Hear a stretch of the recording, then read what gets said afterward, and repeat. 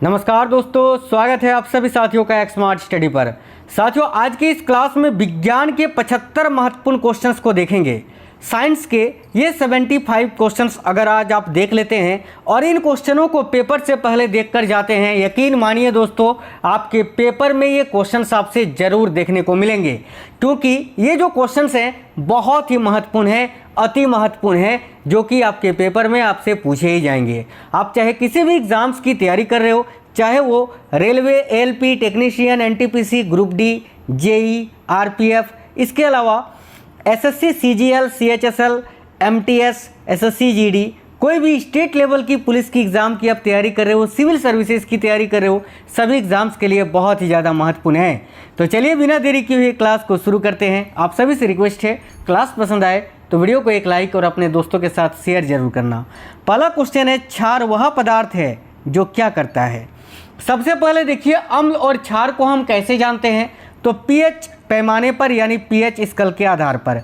जिसका पीएच मान 7 से कम होता है वो होता है अम्ल, जिसका पीएच मान 7 से अधिक होता है यानी 7+ होता है वो होता है क्षार, है ना। यह तो आप जानते ही हैं। लेकिन देखिए, क्षार वह पदार्थ है जो कि क्या करता है, तो याद रखिए प्रोटॉन जो है ना, ये इसको ग्रहण करता है, एडॉप्ट करता है, यानी करेक्ट आंसर होगा ऑप्शन नंबर बी। क्षार वह पदार्थ है जो कि प्रोटॉन को ग्रहण करता है, ऑप्शन नंबर बी करेक्ट होगा। चलिए, सोते समय रक्तदाब में क्या परिवर्तन होता है, यानी जब इंसान सोता है तब उसके रक्तदाब में क्या परिवर्तन होता है, तो याद रखिए सोते वक्त मनुष्य का जो रक्तदाब होता है वो घटता है। राइट है, ऑप्शन नंबर बी घटता है। बिल्कुल फास्ट क्लास करेंगे। अगला है, जिस ताप पर कोई ठोस पदार्थ ऊष्मा पाकर द्रव में परिणत होता है उसे क्या कहते हैं। देखिए, जिस ताप पर कोई ठोस पदार्थ ऊष्मा पाकर द्रव में परिणत होता है उसको गलनांक कहा जाता है। राइट है, ऑप्शन नंबर बी गलनांक। अगला है, मेथिल मैग्नीशियम ब्रोमाइड पर जल की क्रिया से क्या प्राप्त होता है, यानी जब हम मेथिल मैग्नीशियम ब्रोमाइड पर जल से अभिक्रिया कराते हैं तो क्या प्राप्त होता है, तो देखिए करेक्ट आएगा मीथेन प्राप्त होता है, CH4, ऑप्शन नंबर डी। निम्नलिखित में से कौन एक सदिश राशि नहीं है, इनमें से कौन सी एक सदिश राशि नहीं है, तो देखिएगा साथियों, देखिए मैंने आपको बताया था कि जिसमें वह आता है वह सदिश राशि है जिस शब्द में, और जिसमें वह नहीं आता है वह अदिश राशि है। ठीक है, सिंपल सा ट्रिक है एक। तो देखिए, संवेग में भी वह है तो ये आपका सदिश राशि है, वेग में भी वह है तो ये भी सदिश राशि है, कोणीय वेग में भी देखिए वह है तो ये भी सदिश राशि है, लेकिन द्रव्यमान में वह नहीं है। आप बोलोगे सर यहाँ तो वह है, भाई ये पूरा नहीं आधा वह है, इसीलिए ये जो है आपका अदिश राशि है। ठीक है, याद रखना अदिश राशि है। तो करेक्ट आएगा द्रव्यमान। अवतल लेंस एक वस्तु का प्रतिबिंब कैसा बनता है, यानी अवतल लेंस में वस्तु का प्रतिबिंब कैसा बनता है, तो सीधा, आभासी और छोटा। राइट आएगा ऑप्शन नंबर बी। आगे देखिए, नेक्स्ट है, देखिए ईस्वी की 5वीं सदी में जन्मे आर्यभट्ट क्या थे, तो ईस्वी के 5वीं सदी में जन्मे जो आर्यभट्ट थे वो एक प्रसिद्ध गणित शास्त्री और खगोलवेत्ता थे, यानी करेक्ट आंसर हो जाएगा ऑप्शन नंबर सी। अगला है, निम्नलिखित में से किस वैज्ञानिक को बैरोमीटर के आविष्कार के लिए जाना जाता है। बैरोमीटर से वायुमंडल या दाब को मापा जाता है, ये आप जानते ही हैं। तो बैरोमीटर का आविष्कार किसने किया था, याद रखिए टोरिसेल्ली ने। टोरिसेल्ली ने बैरोमीटर का आविष्कार किया था और बैरोमीटर से वायुमंडल या दाब को मापा जाता है।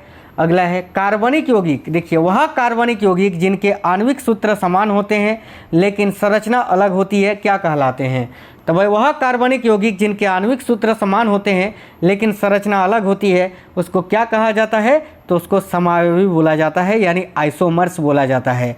करेक्ट आएगा ऑप्शन नंबर बी।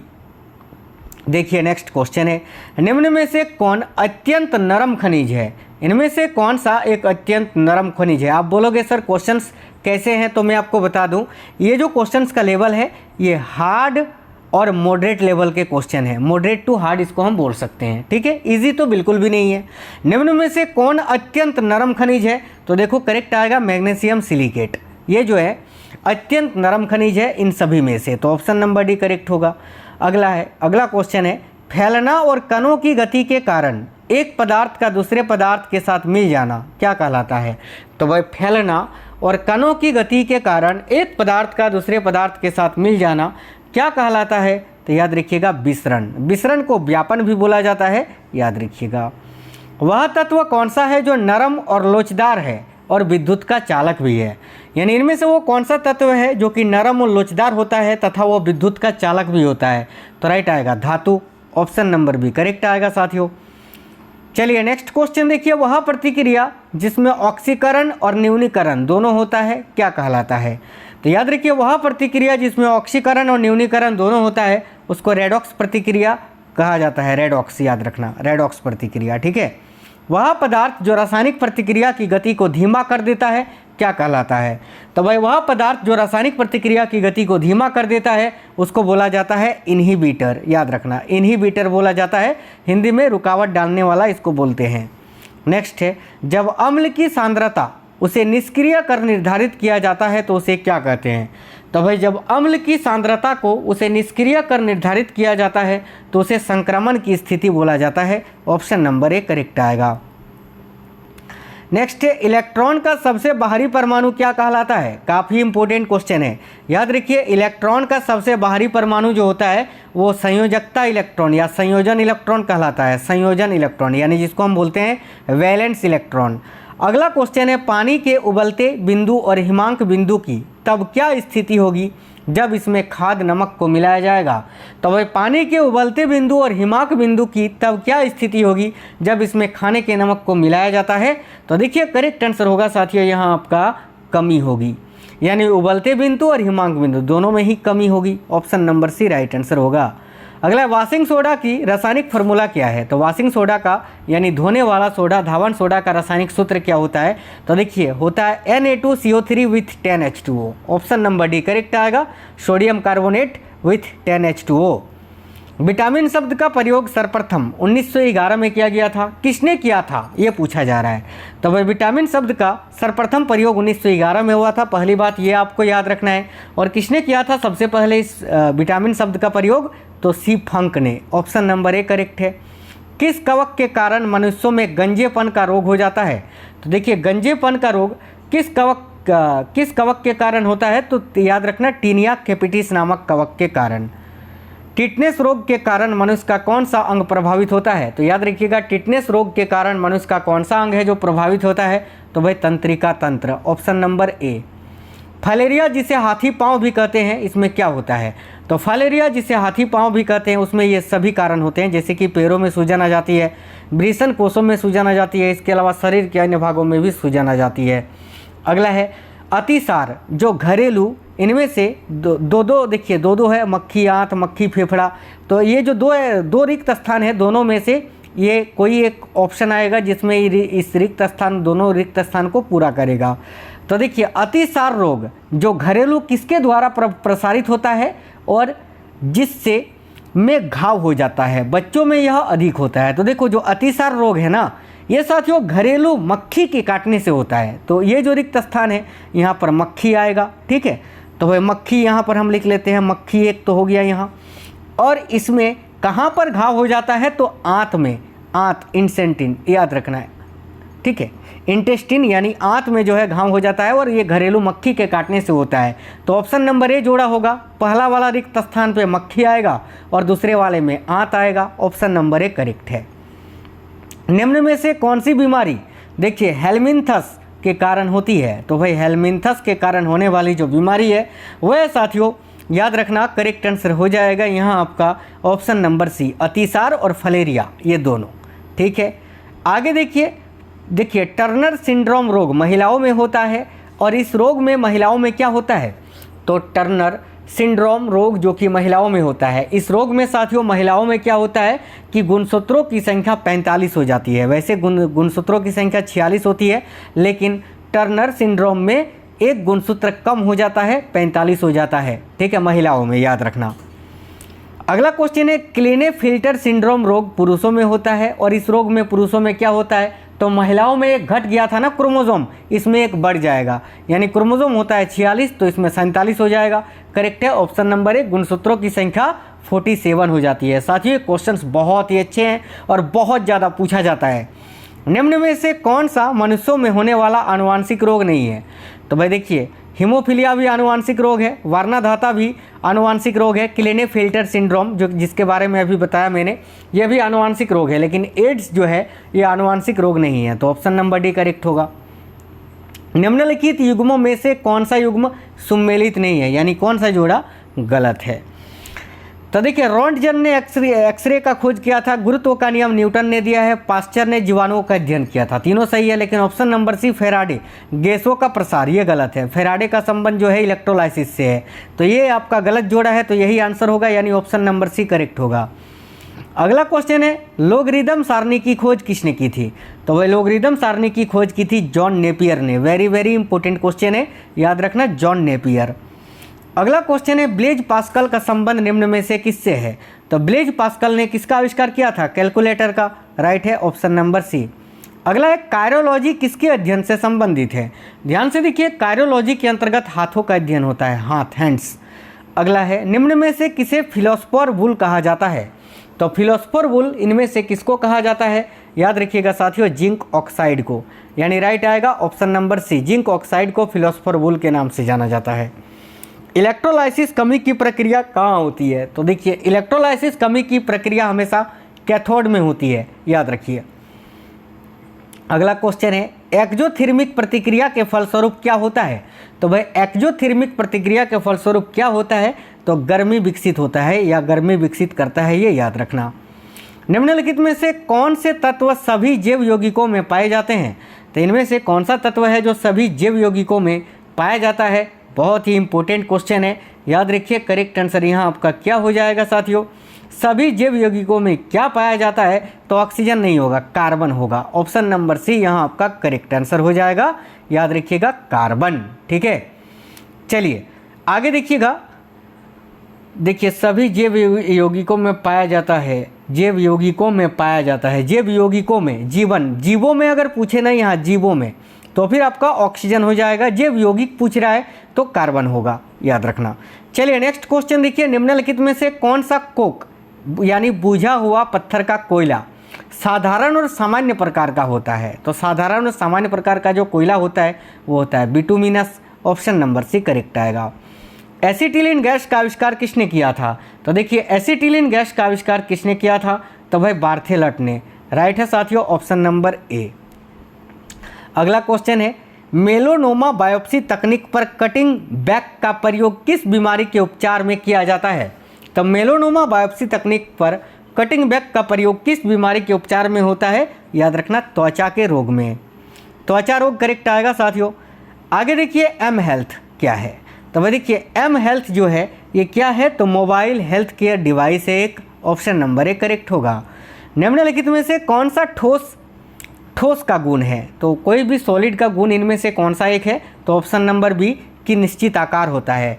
कुछ हो चाहे ना हो, ठोस जो होता है सॉलिड, उसका एक अपना निश्चित आकार होता है, याद रखना। शुष्कता के लिए वाष्पीकरण की तुलना में क्रिस्टलीकरण एक बेहतर तकनीक क्यों है। तो भाई शुष्कता के लिए वाष्पीकरण की तुलना में क्रिस्टलीकरण एक बेहतर तकनीक क्यों है, याद रखना, इससे अशुद्धियाँ हट जाती हैं, ऑप्शन नंबर बी। अगला है, पाइप इंसुलेशन के लिए किस पॉलीमर का उपयोग किया जाता है। तो याद रखिएगा, पाइप इंसुलेशन के लिए पीवीसी का प्रयोग किया जाता है। पीवीसी जो कि एक पॉलीमर है साथियों, इसका फुल फॉर्म होता है पॉलीविनाइल क्लोराइड, याद रखना। आगे देखिए, एक ऐसे लवण का नाम बताइए जिसका जलीय घोल का प्रभाव लाल या नीले लिटमस पर नहीं होता है। तो याद रखिए, करेक्ट आएगा पोटेशियम सल्फेट। ठीक है, आगे देखिए, परमाणु रिएक्टर में किस मॉडरेटर का इस्तेमाल होता है। तो परमाणु रिएक्टर में किस मॉडरेटर का उपयोग होता है, यानी मंदक का, तो ग्रेफाइट का, ऑप्शन नंबर सी। यूरेनियम में कौन सा आइसोटोप श्रृंखला की प्रतिक्रिया को बनाए रखने की क्षमता रखता है। तो याद रखना, यूरेनियम 235 आइसोटोप, करेक्ट आएगा यहाँ आपका ऑप्शन नंबर बी। अगला क्वेश्चन देखिएगा, किसने बताया कि एक परमाणु का द्रव्य नाभिक में स्थित होता है। तो भाई यहाँ किसने बताया कि एक परमाणु का द्रव्य नाभिक में स्थित होता है, याद रखिए, रदरफोर्ड ने। ठीक है, आगे देखिए, पौधों का कौन सा रोग रिंग डिजीज के रूप में जाना जाता है। तो राइट आंसर होगा साथियों, आलू का विल्ट रोग। नेक्स्ट क्वेश्चन है, पौधे के रोग का नाम बताइए जिसमें पत्ते पर बड़े रंग के पीले धब्बे दिखाई देते हैं। यानी वह कौन सा पौधों में होने वाला रोग का नाम क्या है जिस रोग में पत्ते पर बड़े रंग के पीले धब्बे दिखाई देते हैं? याद रखिएगा, बैक्टीरियल ब्लाइट में, ऑप्शन नंबर ए। एक जीवाश्म पक्षी का नाम बताइए जो एक पक्षी की तरह दिखता है लेकिन सरीसृप के जैसे अन्य विशेषताएं होती हैं। तो देखिए करेक्ट आंसर हो जाएगा ऑप्शन नंबर बी, ऑर्कियोपेटेरिक्स। ठीक है। किसने सुझाव दिया कि जीवन को सरल कार्बनिक अणुओं जैसे कि मीथेन, हाइड्रोजन आदि से विकसित किया गया है जो कि पृथ्वी पर पहले से ही मौजूद थे? तो भाई यह सुझाव दिया था हॉल्डेन ने। राइट आएगा ऑप्शन नंबर सी। अगला है, मौजूदा प्रजातियों से नई प्रजातियां विकसित होने वाली प्रक्रिया को क्या कहा जाता है? तो देखिए मौजूदा प्रजातियों से नई प्रजातियां विकसित होने वाली प्रक्रिया को क्या कहा जाता है? तो प्रजातिकरण, ऑप्शन नंबर सी। इनमें से कौन सा जीव परजीवी पोषण के तरीके से अपना आहार लेता है? तो इनमें से कौन सा जीव है जो परजीवी पोषण के तरीके से अपना आहार लेता है? याद रखिएगा, प्लाज्मोडियम। पाचन तंत्र में भोजन के साथ मिश्रित होने वाले पहले एंजाइम के बारे में बताइए। तो भाई पाचन तंत्र में भोजन के साथ मिश्रित होने वाला जो पहला एंजाइम होता है वो होता है साथियों क्या? तो देखिए करेक्ट आंसर यहाँ हो जाएगा amylase, option number C correct आएगा। एमाइलेज आपको याद रखना है। नेक्स्ट है, एक पौधे के तने में श्वसन और सांस किसके माध्यम से होता है? तो राइट आंसर होगा ऑप्शन नंबर ए, याद रखना करेक्ट आएगा, लेंटिसेल्स के माध्यम से। एक पौधे के तने में श्वसन और सांस किसके माध्यम से होता है? तो लेंटिसेल्स के माध्यम से, याद रखना है। आगे देखिए, किस जीव का हृदय 3 कक्षीय का होता है? इनमें से कौन सा जीव है जिसका हृदय में 3 चेंबर होता है? तो छिपकली में। आगे देखिए, उस रक्तवाहिका का नाम बताइए जो रक्त को वापस दिल में ले जाता है। तो देखिए यहाँ आपका करेक्ट आंसर हो जाएगा साथियों नस, यानी सीरा। नेक्स्ट क्वेश्चन है, शरीर में घाव होने या कटने के बाद रक्त किसके कारण जम जाता है ताकि ज़्यादा रक्त शरीर से बाहर ना बहे? तो याद रखिए करेक्ट है, प्लेटलेट्स के कारण। ठीक है। अगला क्वेश्चन है, एक अक्रिय डायटोमिक गैस का नाम बताइए जो न किसी पदार्थ को जलाती है और न ही जलने में मदद करती है। तो भाई उस गैस का नाम है नाइट्रोजन। अगला क्वेश्चन है, रॉकेट प्रणोदक और वेल्डिंग में इस्तेमाल होने वाली गैस का नाम बताइए। तो देखिए रॉकेट प्रणोदक और वेल्डिंग में इस्तेमाल होने वाला जो गैस है वो कौन सा है? तो याद रखना सियानोजन। ठीक है, या साइनोजन के नाम से भी इसको जानते हैं। लड़ाइयों या दंगों में इस्तेमाल होने आंसू आंसू गैस का नाम क्या है? तो भाई लड़ाइयों या दंगों में इस्तेमाल होने वाली जो आंसू गैस है उसका नाम है CS गैस, यानी क्लोरोएसिटोफिनॉन गैस, याद रखिएगा। अगला क्वेश्चन है, उच्च गति की फोटोग्राफी में इस्तेमाल होने वाली गैस का नाम बताइए। तो भाई उच्च गति की फोटोग्राफी में इस्तेमाल होने वाली जो गैस है वह साथियों क्रिप्टन, ऑप्शन नंबर बी। एक ऐसे गैस का नाम बताइए जो पानी में विद्युत धारा प्रभावित करने पर हवा में मुक्त होती है। तो भाई याद रखना ऑक्सीजन। नेक्स्ट क्वेश्चन है, अमीबा में उत्सर्जन किस प्रक्रिया के माध्यम से होता है? तो अमीबा में उत्सर्जन किस प्रक्रिया के माध्यम से होता है? तो प्रसार के माध्यम से, ऑप्शन नंबर ए। मानव शरीर से कार्बन डाइऑक्साइड को निकालने के लिए कौन सा अंग जिम्मेदार है? तो देखिए मानव शरीर से कार्बन डाइऑक्साइड को निकालने के लिए कौन सा अंग जिम्मेदार है? तो राइट है फेफड़े। नेक्स्ट क्वेश्चन देखिए, प्रत्येक गुद्दा बड़ी मात्रा में उत्सर्जन इकाइयों से बना होता है जिसे क्या कहा जाता है? तो भाई प्रत्येक गुद्दा बड़ी मात्रा में उत्सर्जन इकाइयों से बना होता है जिसे क्या कहा जाता है? तो नेफ्रॉन्स। उन अंगों का नाम बताइए जो मनुष्यों में उत्सर्जन प्रणाली को बनाते हैं। तो भाई मनुष्य में उत्सर्जन प्रणाली को कौन बनाता है? ये सभी 2 किडनी, 2 यूरेटर और मूत्राशय और urethra, option number D correct होगा। प्रोजेक्टर में किस लेंस का इस्तेमाल होता है? तो देखिए प्रोजेक्टर में साथियों उत्तल लेंस का उपयोग किया जाता है, याद रखना। अगला है, किस घटना के कारण जब सिनेमा मशीन से किरणें निकलती है तो वह स्क्रीन पर उभरती हुई दिखाई देती है? तो ये किसके कारण होता है? तो ये विवर्तन के कारण होता है। अगला है, मनुष्य की खोपड़ी में ऐसी हड्डी का नाम बताइए जो अपनी जगह से हिल सकती है या स्थान परिवर्तन कर सकती है। बहुत ही इंपॉर्टेंट क्वेश्चन है, याद रखना। उस हड्डी का नाम है mandible bone, option number B. Question number 70 है, मानव शरीर में मौजूद सबसे पतली हड्डी का नाम बताइए। तो भाई मानव शरीर में मौजूद जो सबसे पतली हड्डी है उसका नाम है साथियों फिबुला, फिबुला हड्डी। अब फिबुला हड्डी कहाँ होती है तो मैं आपको दिखा देता हूँ। ये देखिए, ये जो फोटो आप देख सक रहे हैं ना, ये देखिए सबसे पतली हड्डी होती है यहाँ पे, ठीक है, मानव शरीर की। चलिए तो आगे देखते हैं। देख सकते हो ना, यहाँ पे पैर का जो ये वाला भाग है ना, यहाँ पे होता है। चलिए आगे देखिए, नेक्स्ट है सबसे छोटी मांसपेशी का नाम बताइए। तो सबसे छोटी मांसपेशी का नाम है साथियों स्टेपेडियस मांसपेशी, जो कि मनुष्य के कर्ण, मध्य कर्ण में होती है। वहाँ पर सबसे छोटी हड्डी भी होती है और सबसे छोटी मांसपेशी भी होती है, याद रखना, ठीक है। अगला है, किस पिगमेंट के होने की वजह से कंकाल की मांसपेशियों को लाल और सफ़ेद मांसपेशियों में वर्गीकृत किया जाता है? तो किस पिगमेंट के होने से, तो याद रखना करेक्ट आएगा ऑप्शन नंबर बी, मायोग्लोबिन में। हमारे शरीर से कचरे को हटाने की प्रक्रिया को क्या कहते हैं? तो हमारे शरीर से कचरे को हटाने की प्रक्रिया को उत्सर्जन कहा जाता है। अंतिम क्वेश्चन है, किडनी रोग से पीड़ित होने के देखिए किडनी रोग से पीड़ित होने के लक्षण क्या हैं? तो जिसको किडनी रोग की समस्या होती है उसमें उच्च रक्तचाप होता है, श्वसन समस्या होता है, चेहरा, पैर आदि पर सूजन हो जाता है, यानी उपरोक्त सभी। Option number D correct answer आएगा, ऑल, याद रखना। साथियों, आप अभी किस किस एग्जाम की तैयारी कर रहे हो आप हमें कमेंट बॉक्स में कमेंट करके जरूर बताइए। साथ ही में इस वीडियो को अपने सभी दोस्तों के साथ शेयर करिए। आप में से कोई भी साथी नए हैं, किसी भी एग्जाम की तैयारी कर रहे हैं, चैनल सब्सक्राइब करके बेल आइकन ऑन कर लीजिएगा, इससे आपको सारे क्लासेस की नोटिफिकेशन आएगी। मिलेंगे साथियों आपसे नेक्स्ट वीडियो में एक बहुत ही मज़ेदार क्लास के साथ। तब तक बिल्कुल स्वस्थ रहें। इस वीडियो को अपने सभी दोस्तों तक जरूर शेयर करिए। चलिए फिर मिलते हैं नेक्स्ट वीडियो में, तब तक के लिए जय हिंद, वंदे मातरम।